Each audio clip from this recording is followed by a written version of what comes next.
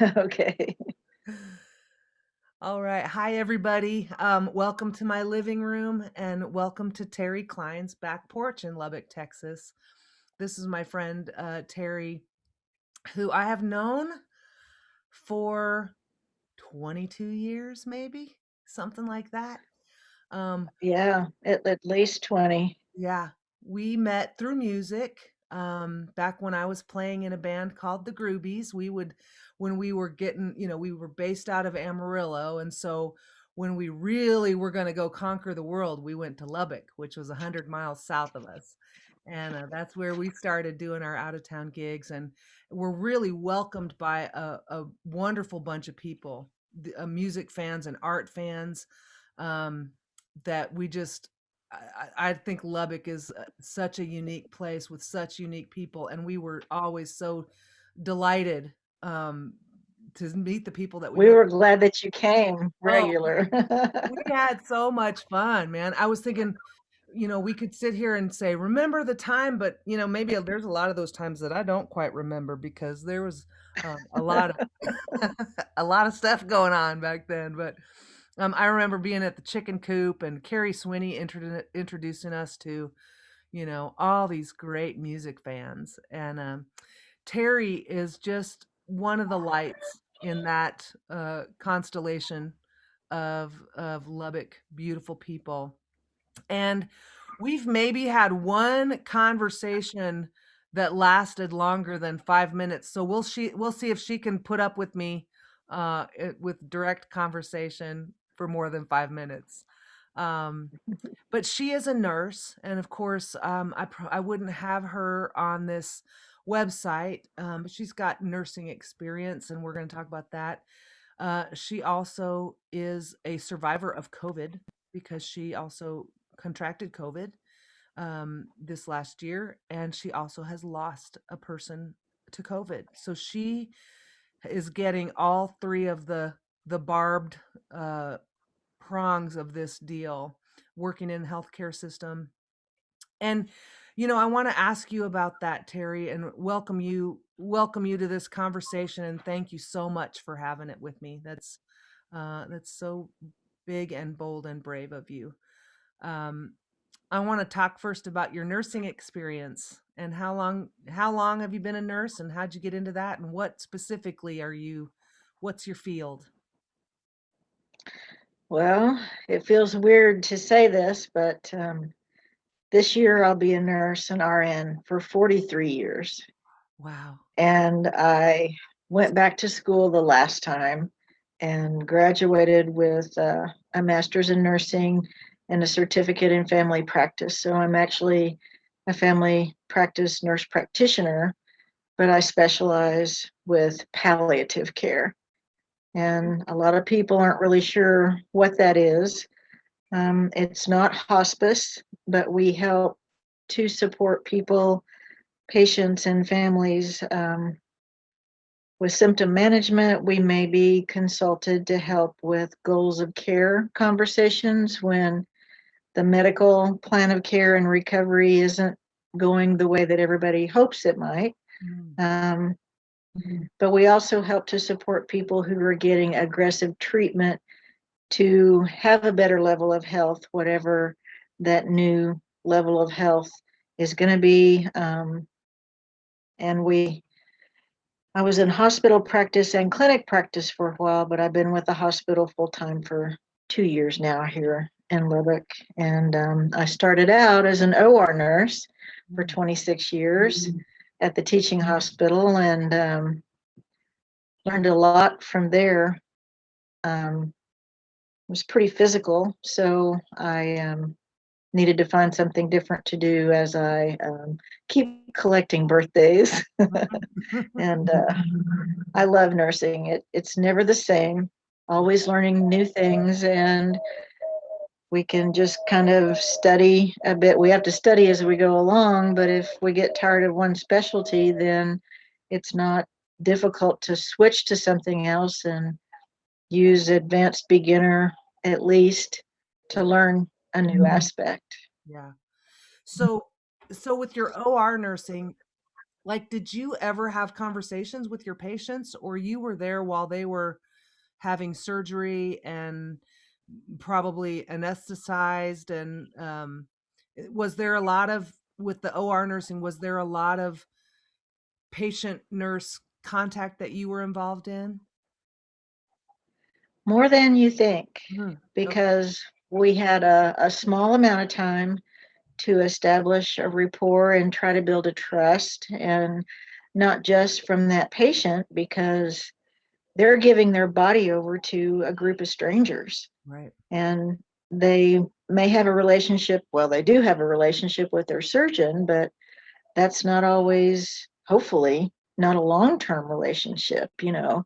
Right. Um, so it's sometimes when I was taking kids back to have procedures done, everybody would be in tears, you know, the little one, the parents, and sometimes me too, just because I'm, you know, stranger taking Yeah. their child away for just a little while. Yeah. And I worked a lot in the ophthalmology room. And a lot of times those patients are awake. So they'd get to know that I was pampering them a little bit because they weren't totally asleep for the whole thing. Right. Right. It's and it takes a team. The OR is what helped me to understand true teamwork, and the value of everybody working together. Every single job is important along the way. Yeah. Yeah. And so did you transition right from the OR nursing into the palliative care? No, I worked with a cardiologist for almost 5 years, and I really like that. The geriatric crowd is my favorite, so getting closer to joining that I don't know, man. that You put my segment ways. community, whatever you want to call it. Yeah. Yeah, that's great. Well, um, um, I just can't imagine what a comfort. I can imagine what a comfort it is to have you on the other side of the table when all of these hard conversations are happening. I don't have a ton of experience with that, but I just know how how many hats the nurses that are talking to family and aging people and trying to be a medical person, but at the same time you're a human being that's trying to assure the people that you're talking to of a positive outcome. And just you know that's two of the many hats, and they're great big hats that you have to wear as a nurse. So in your palliative care, like, is that a, because I have some experience with hospice but not a lot with palliative care, and so is that more of a transition thing, like it's happening? it can be helping people to transition from active treatment to hospice. Our clinic can help bridge that. Yeah. Um, in the hospital, our team does help with end of life care, Okay. whether that's truly caring for them and they're going to pass in the hospital, or um, figuring out a discharge plan that can get them home with hospice to a loved one's home, or is that person going to need placement with hospice support, which hospice and we try to help support the family Mm, too. It's Family's a package deal. yeah, right. It's not just the patient who's effective whenever they have to go into the hospital or there's a health crisis that's happened. Right. And we do educate. We try to help with communication Yeah. and make sure that the family and patient, everybody all together, um, are they getting the right information that they need so that they can make an informed decision about what's best for that person. Hmm. And what would that person want for themselves if they're not able to speak for themselves?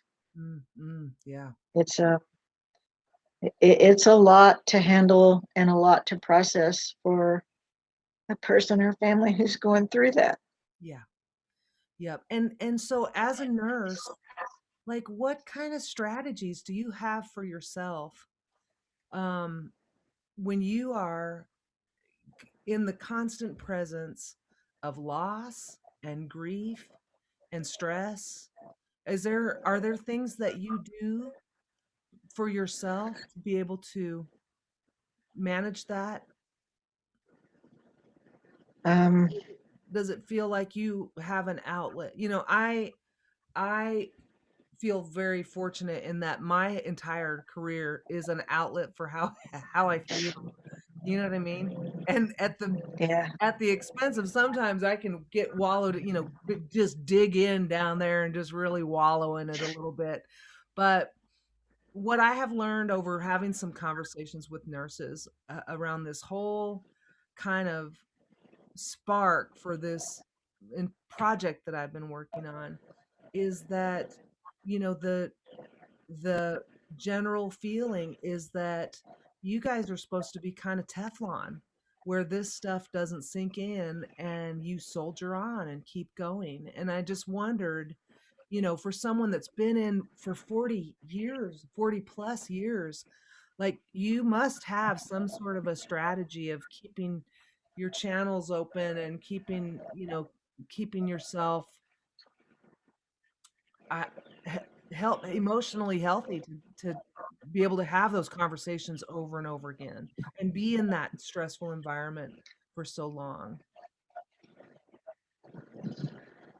I've been working with palliative care for 6 years now. Um, and listening to live music feeds my soul. That's how we met. Hmm. And, COVID has just wreaked havoc with everybody's lives. Yeah. Nothing is normal, easy, or any of that right now. Yeah. Um, but the energy and audience and band and music Yeah. really does feed my soul. Yeah. Um, I'm not worried about the other side either. I'm not in a hurry to get there.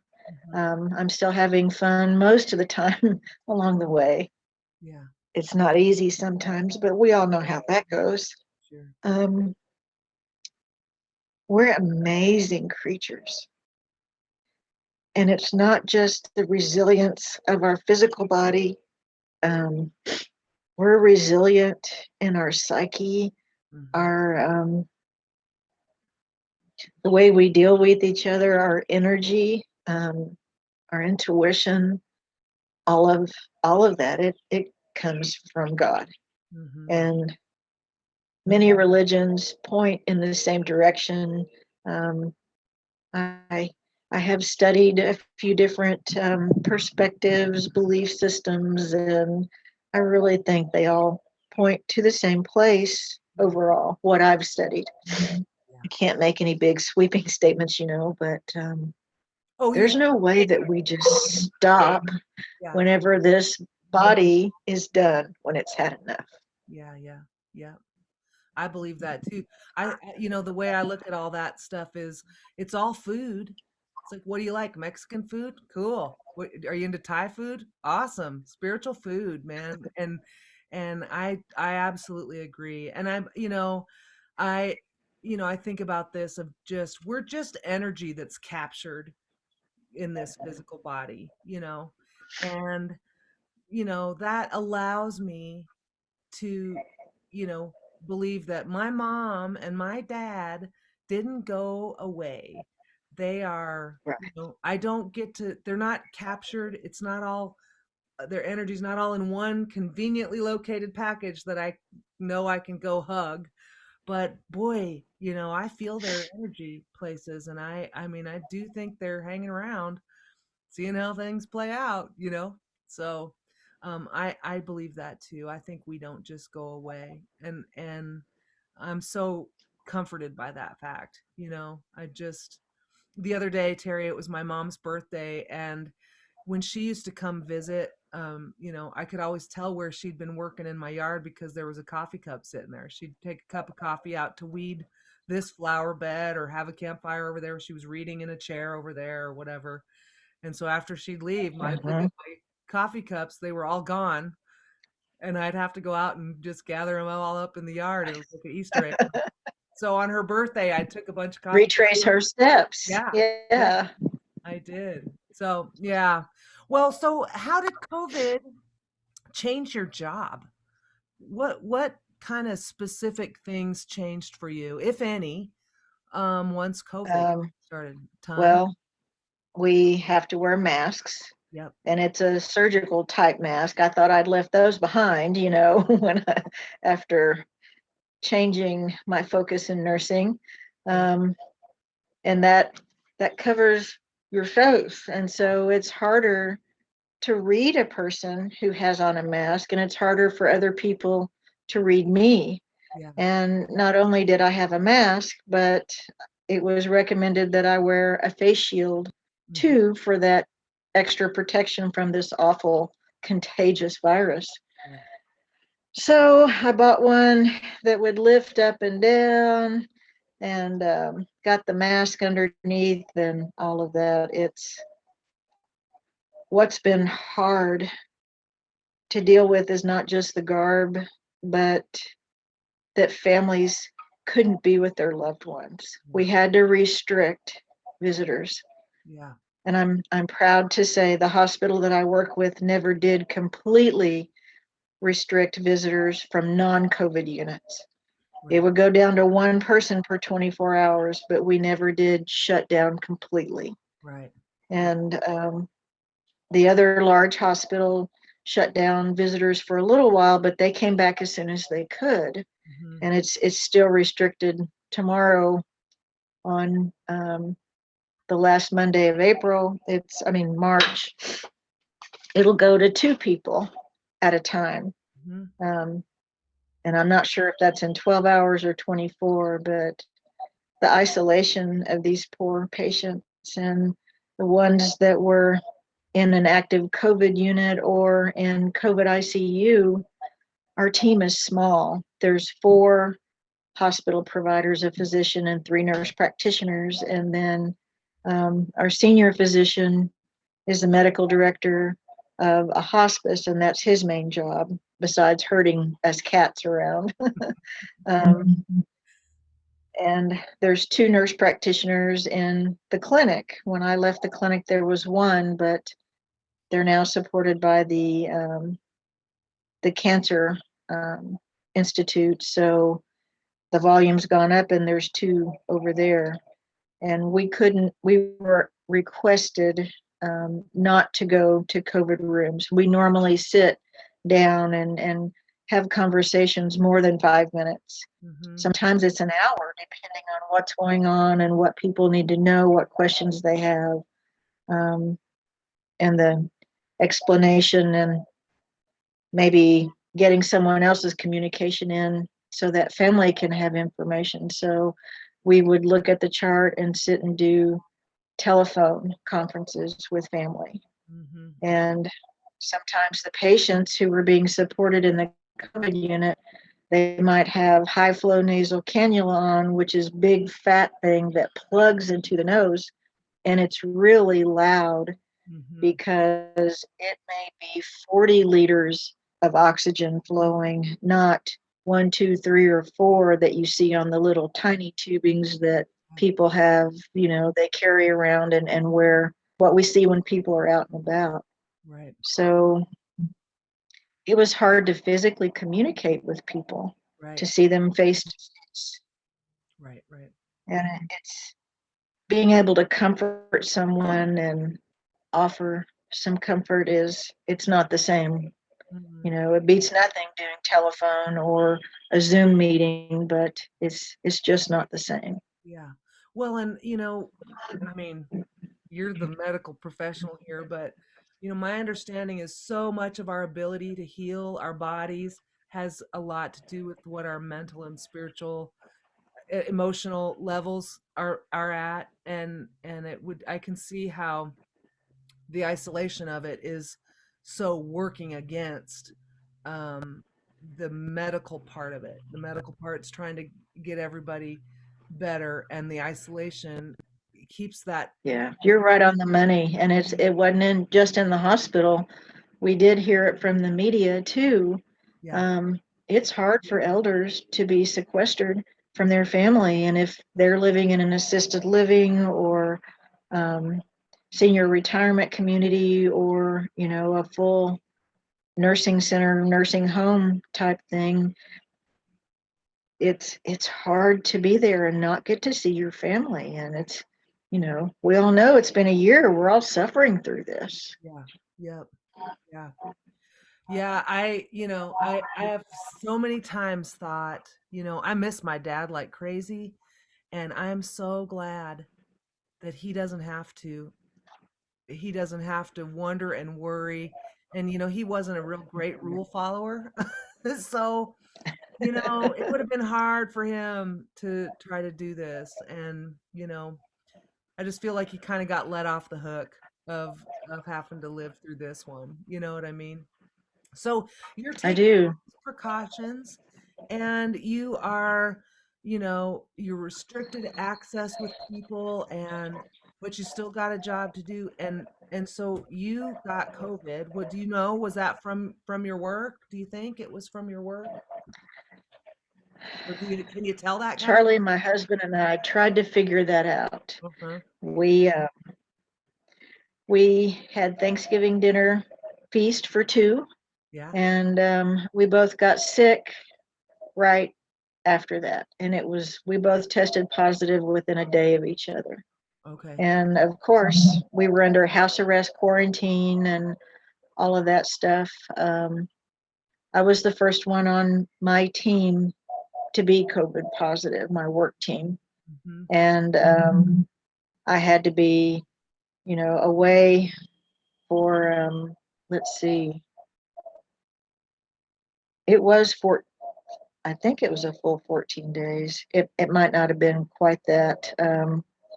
But if I was exposed to somebody else who had COVID and he was under house arrest too, then he had to be without a temperature for 24 hours once I was off quarantine for him to be able to go, for me to be able to go back to work. And he Your had a really your good ability to day. go back to work, your ability to go back to work depended on if Charlie was running a temperature? Did I understand that right? Partly. It depended on me and who was in my household. Okay. And he had to be fever free for 24 hours without Tylenol Okay. before, because, I could have hitchhikers on me from this virus Yeah. just from contact spread. Right. So I was allowed to work virtually because we had COVID patients.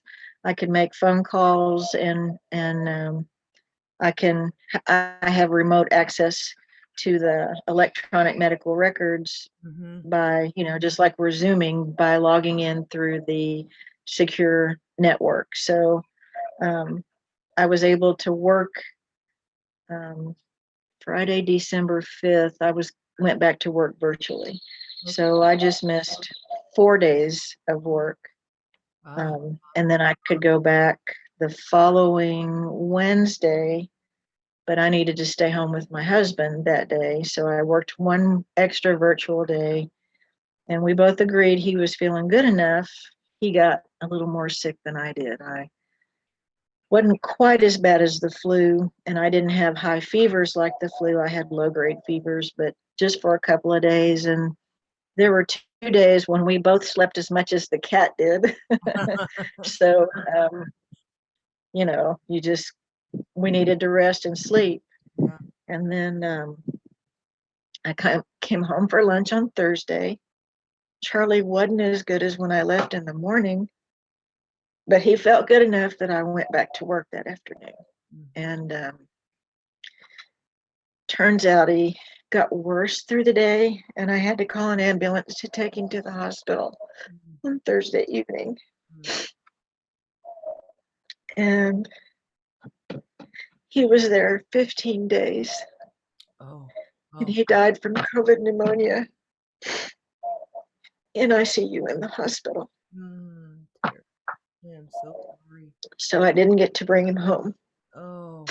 Oh, I'm so sorry. I'm so sorry.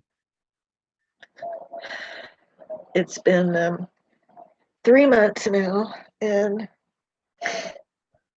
I'm doing better. I took 3 weeks off of work, Mm. and I have a wonderful work family. Mm. They all helped, other nurses, the doctors I work with, and everybody. And so I just didn't see COVID patients for a while, and I didn't go to medical ICU Mm. um, till probably about 6 weeks, a month or 6 weeks after I was back. And Mhm.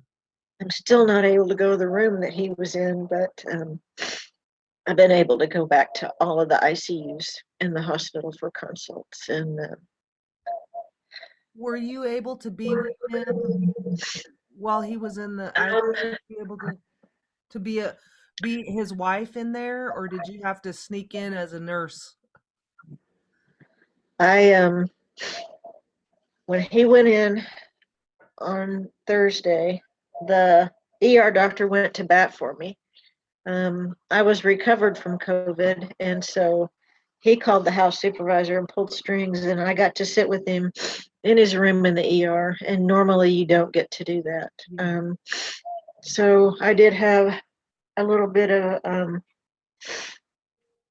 privileges Yeah. that other families didn't have. I didn't abuse it though. Yeah. The ICU doctor, he went on Thursday and got transferred out of the telemetry unit he was on Sunday to the ICU because things were starting to change and he needed more oxygen and more support. And I didn't see him until Tuesday. Mm. The ICU doctor was talking to him about code status and wondering um, how much Charlie wanted to do, how far he wanted to go, the goals of care Yeah. kind of stuff, so they can make sure that they're doing his plan of care the way he'd like it done. Mhm. And he made himself do not intubate, which over 60, um, 10% of people survive significant COVID infection. Mhm. And if somebody's over 60 and goes on a ventilator, then less than 7% Wow. survive to discharge. Wow. And that doesn't mean it's a good level of recovery Yeah. necessarily. Yeah. So I found out later that day 7 or 9 of COVID, you either start getting better if you haven't gotten better before then, Mhm. or you can take the other fork and get worse. And Mhm. so he went to the hospital. Mhm. And then about 2 weeks after hospitalization, our team worked with these patients, but I didn't really necessarily kind of examine their full history of the timeline of getting treated outside of the hospital and then how it goes in the hospital. And on Christmas Eve, Charlie told me he felt like he was going to crash and burn, Mm. and he wasn't making good strides to getting better.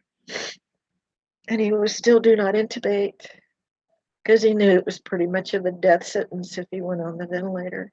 Mhm. And we have young grandchildren from his adult children, and he asked me if going on the ventilator would give him more time because I was asking him if he needed to sign a DNR, do Mm. not resuscitate or allow natural death. And he asked me that question, and I just shook my head no. Mm. Mm. And he kind of shook his head yes. I told him that if he went on the ventilator, then most likely we'd have to decide when to stop it. Mm. Terry. So he told me it was time, and I went out because the ICU doctor, I had passed him going in to go see Charlie. Charlie was out of isolation, and they let me come see him once a day Mm. because he wasn't contagious anymore. He'd been in long enough with all the treatments and everything. And so I let the intensivist know he was ready for a DNR. And he was afraid to go to sleep at night because he wouldn't wake up in the morning. Oh, Terry. I just can't imagine that. Yeah. And I know he wasn't the only one who felt that way because some other patients and family members had told me that about their loved ones. Yeah. Um, well, I went by to see him Christmas morning and I had on a brand new Kansas City Chiefs Mahomes jersey. That was a Christmas present he gotten for me. And had some silly headband with Christmas tree lights. I could make them flash different ways. And I had that on, and his night nurse, I woke up really early and I was working on Christmas Day. It was my holiday, and the night nurse gave me a big smile and laughed out loud, and he Mhm. said that he'd just gotten Charlie all cleaned up and he was asleep. And he looked so peaceful that I just couldn't go in at that time and wake him up because he needed his rest. Well, I got most of my stuff done, and about 4 o'clock, put my jersey back on over my scrubs and got my goofy headband and headed back over there. And one of the nurses on our unit went with me because she knows Charlie, and he wasn't responding to me. Mm. So I could tell it was time. I got his kids on Skype, or no, we did FaceTime. Mhm. His son Colin lives in Canberra, Australia, and his daughter Brandy lives in Baltimore. Mm. And so we were getting things ready to stop the artificial support. Mhm. And he got to hear his kids, and Mm. he didn't respond to me or my voice when I went in, but he opened his eyes twice while FaceTiming with them. And he gave a single nod of his head twice. Mm. So I let them know each time he was hearing them. Yeah. Hearing is the last thing to go. Yeah. Um, so they got to talk to him for several minutes, and we ended that FaceTime call.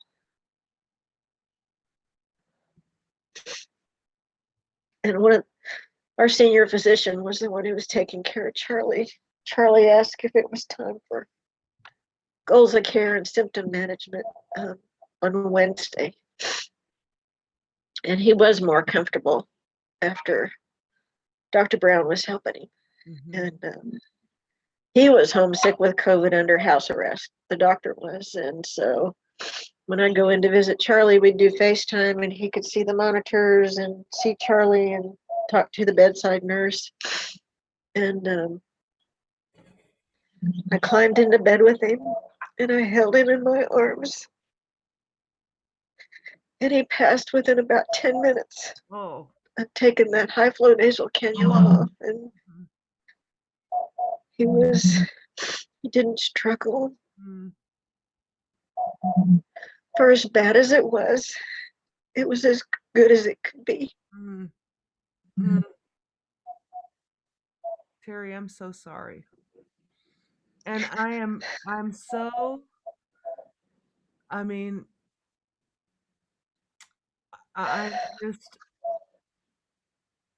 just so sorry and so amazed at your ability to um man, I'm a big chicken and I don't like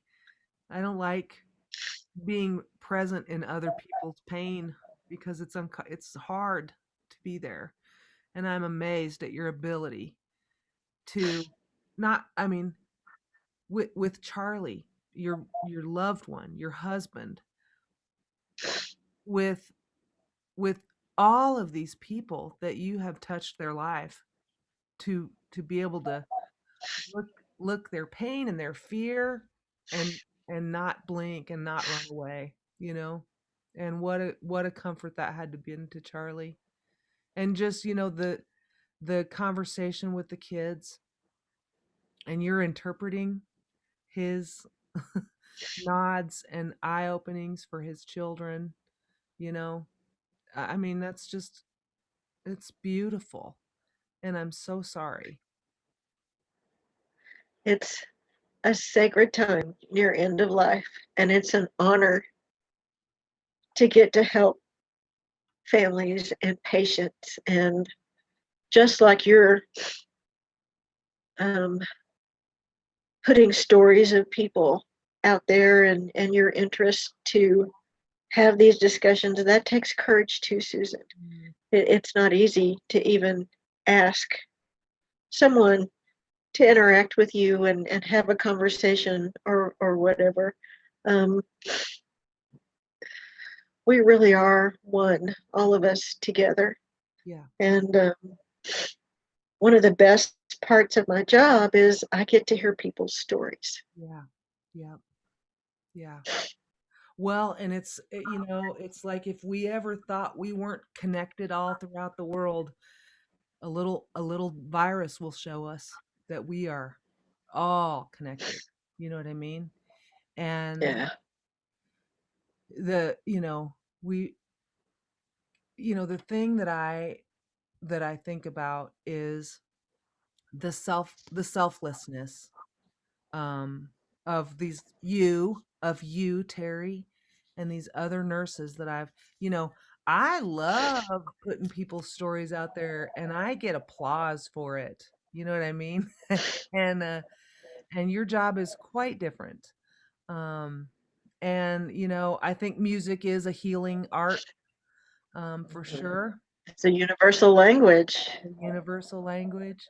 But um the the selflessness of, and I think that's part of what drives um this this conversation, the big conversation, is because there is isolation. I mean, I don't know that we've ever acknowledged, pre-pandemic or anything, acknowledged what our nurses do, really. I feel like, you know, every bad day that introduces us to nurses, there they are, just waiting for us to come in and help us through our worst days. And then on top of it, you all are human beings with your own lives that are playing out. I think that is something that's kind of been lost in this conversation about COVID, is how much we demand. We don't ask, we demand that you are able to care for us, and um you just when I talked with Steve and Kelly, and I actually saw them yesterday. They were down in Fredericksburg, and we sat outside and listened to some music. I wish she'd have been sitting there with us. Uh, Yeah, that would have been fun. yeah, we'll have to come kidnap you someday. But, w- just when Steve texted me, because I hadn't heard about Charlie, and I didn't know you had COVID. I knew you were a nurse, but I Mhm. don't think I knew you were palliative care, but just it was just like the air went out of me to think of, the years you have spent caring for other people, the own hardship of getting it yourself, and then losing Charlie. It just made the air, it felt like I fell down and knocked the wind out of myself. Because I just thought that's just too much. That's just too much, you know? Uh, It's been a lot. yeah, yeah. Well, I love you so much, Terry, and I am so grateful. And I don't want to abuse your time this afternoon, and I just want this to be part of the conversation, because I think, we have these big sweeping conversations about, you know, what's happening on a macro sense, and I think the individual story is where the real energy is. um this is happening. I mean, you represent, you know there are 500 million people that your story is their story. They might not all be nurses, and they might not all be Right. have gotten COVID. I mean, there's millions that have gotten COVID, but the people that have lost people, I think that is, when we lose one person, we don't just lose one person. Charlie was a dad and a husband and a son and a cousin and an uncle, and A he was brother. a brother. Did he teach at the university? Yes. I He mean, was a professor in landscape architecture, yeah. and he, he's been honored recently at a teaching conference. And one of his colleagues, Dr. Christy Gaines, they were working on Olay, Texas, which is a program to help decrease childhood obesity by Mhm. designing the outdoor learning environment, Wow. OLE, outdoor learning environment. So um, they did a nice tribute to him, and we'll be having a celebration of Charlie's life on his birthday in June. Oh, wonderful. Oh, that's good. Yeah, he didn't want a funeral, he wanted a party. So we're going to have a fun time. That sounds about right. Oh, I'm glad.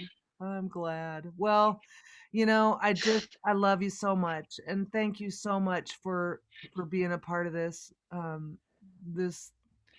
project, and I hope now we have each other's phone numbers now. So, Yeah. we'll have to keep in I touch. love you too, Susan, and thank you for the invitation to do this. It's been helpful. I was a little anxious about doing this, but it's it feels good. It's been helpful. Thank you. Well, I'm so glad to have the conversation with you. And you know what I was thinking when we first got on here? Like, you could wear a mask all the way up to here, and I'd still know that you were smiling because your eyes are just beautiful. I've always thought that about you, that you just have. I'm so glad the Zoom thing worked out and we didn't have to have a phone call because I like looking at your face. Um, Well, thank you. yeah, It's nice to see you again too. good to see you too. And I'll when I make it up through Lubbock, give you a call and we can maybe have a glass of tea out on your porch. Okay, that sounds great. Great. I love you. I love you too. Okay, I'm gonna hit the Bye